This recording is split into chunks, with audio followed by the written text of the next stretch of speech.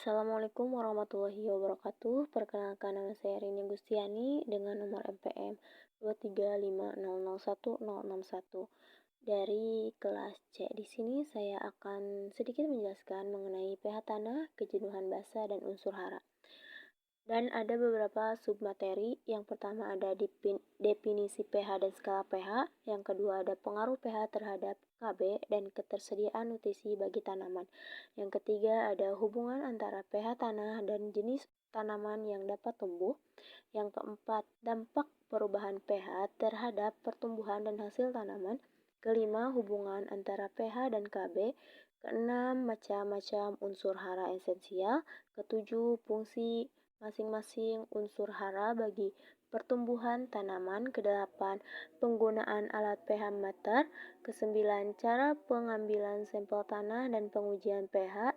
Kesepuluh, penggunaan pupuk sesuai kebutuhan tanaman. Dan yang terakhir ada praktik-praktik konservasi tanah yang dapat mempengaruhi pH.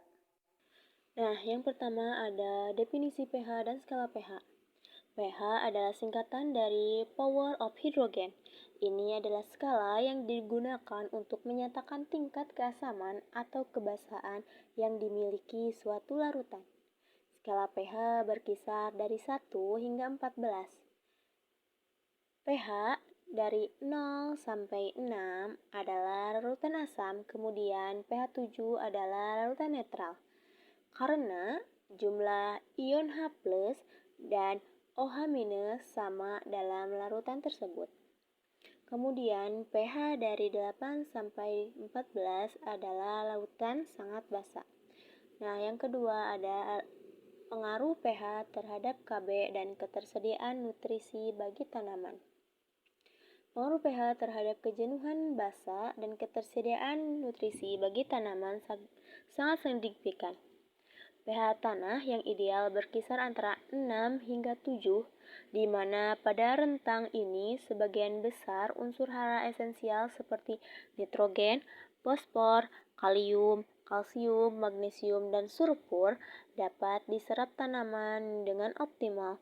Namun, apabila pH tanah terlalu asam kurang dari 6 atau terlalu alkalis lebih dari 7, ketersediaan berbagai nutrisi bagi tanaman akan terganggu. Pada kondisi pH yang terlalu rendah, unsur mikro seperti besi, mangan, boron, dan tembaga akan mudah larut dan beracun bagi tanaman. Sementara pada pH tinggi, unsur-unsur tersebut akan sulit diserap oleh akar. Yang ketiga, ada hubungan antara pH tanah dan jenis tanaman yang dapat tumbuh.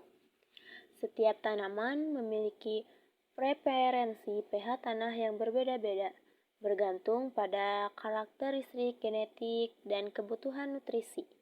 Tanaman yang dapat tumbuh optimal pada pH asam umumnya berasal dari daerah hutan hujan tropis seperti anggrek, begonia, dan azalea.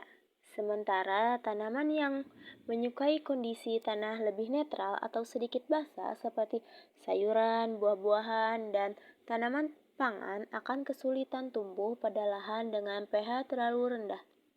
Di sisi lain, kebanyakan tanaman tidak dapat bertahan pada kondisi pH yang terlalu tinggi atau alkalis.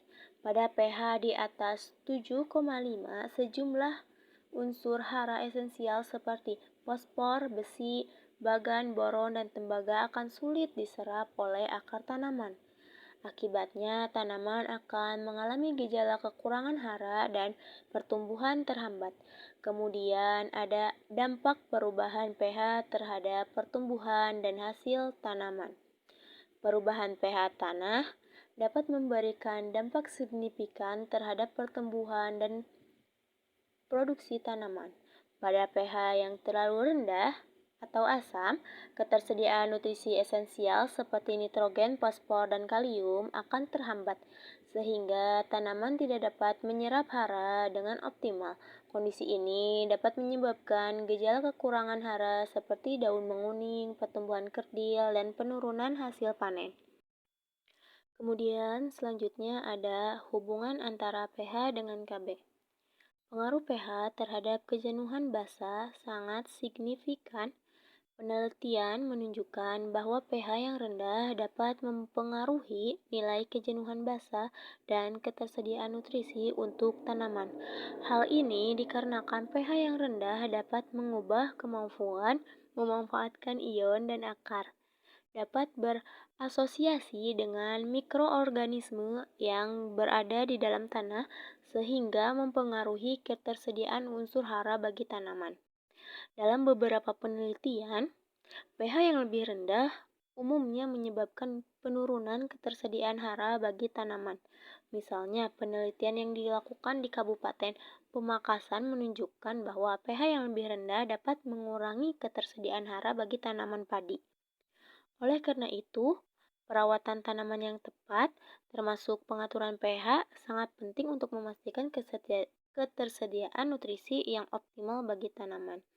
Kemudian, ada macam-macam unsur hara. Unsur hara esensial dibagi menjadi dua kategori utama nih, yaitu unsur hara makro dan unsur hara mikro. Unsur hara makro terdiri dari nitrogen N, fosfor P, kalium K, kalsium Ca, magnesium Mg, dan sulfur.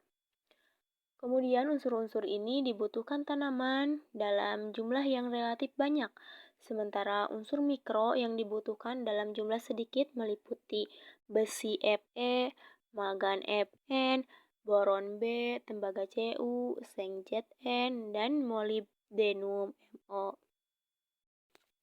Nah, untuk yang selanjutnya ada fungsi masing-masing unsur hara bagi pertumbuhan tanaman. Setiap unsur hara esensial, baik makro maupun mikro, memiliki peran dan fungsi yang khas bagi pertumbuhan dan perkembangan tanaman. Di bawah ini ada fungsi dan peran penting dari unsur hara makro. Yang pertama ada nitrogen, berperan untuk pembentukan klorofil, protein, dan asam nukleat. Nitrogen ini juga mendukung pertumbuhan daun, batang, dan akar yang subur. Yang kedua ada fosfor, terlibat dalam proses fotosintesis, transfer energi, dan pembentukan akar serta bunga. Fosfor juga penting untuk pertumbuhan dan perkembangan tanaman yang optimal. Yang ketiga ada kalsium, membantu untuk menjaga tekanan osmotik, aktivitas enzim, dan ketahanan tanaman terhadap cekaman. Kalium meningkatkan kualitas buah, umbi, dan biji.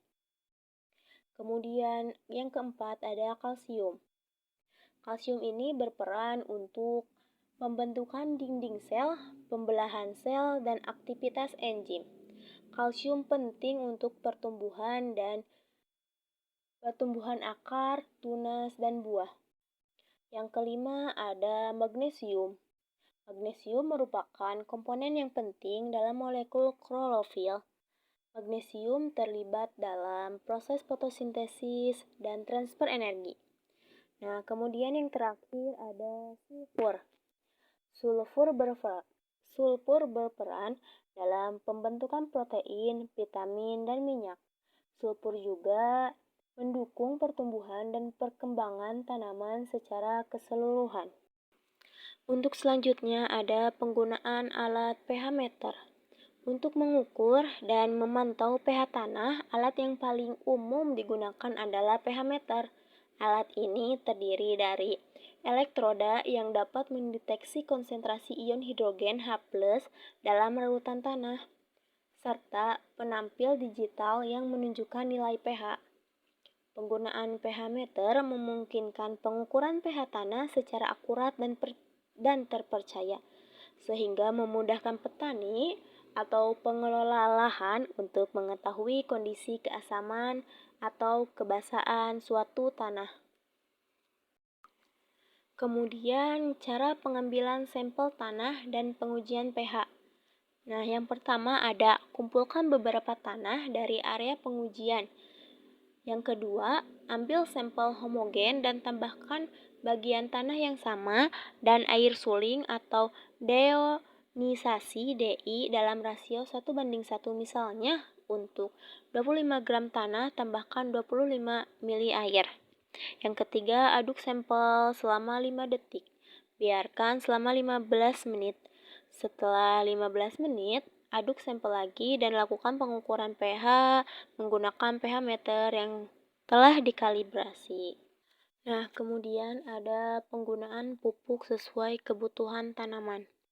Untuk memastikan penggunaan pupuk yang efektif, petani harus memerhatikan beberapa hal seperti di bawah ini. Yang pertama ada jenis tanaman. Jenis tanaman mempengaruhi kebutuhan unsur hara. Misalnya, tanaman kacang-kacangan memerlukan N yang sangat rendah karena mereka dapat mengikat N dari udara melalui kerjasama dengan bakteri Rhizobium. Kemudian yang kedua ada dosis. Dosis pupuk yang diberikan harus sesuai dengan kebutuhan tanaman. Pemupukan yang berlebihan dapat menyebabkan tanah menjadi miskin unsur hara. Sementara pemupukan yang tidak mencukupi dapat menghambat pertumbuhan tanaman. Nah, yang ketiga ada jenis pupuk. Jenis pupuk yang digunakan juga mempengaruhi efektivitas pemupukan. Pupuk kandang misalnya mempunyai kandungan unsur hara yang sangat bervariasi tergantung pada waktu dan cara penyimpanannya. Kemudian jenis hewan dan kesehatan hewan. Yang keempat, ada waktu pemberian. Waktu pemberian pupuk juga sangat penting.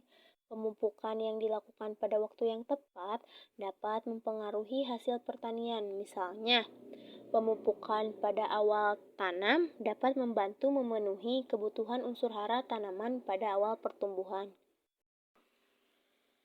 Kemudian yang terakhir ada praktik-praktik konservasi tanah yang dapat mempengaruhi pH. Di bawah ini ada beberapa praktik-praktik konservasi tanah yang dapat mempengaruhi pH. Di antaranya sebagai berikut. Yang pertama ada terasering.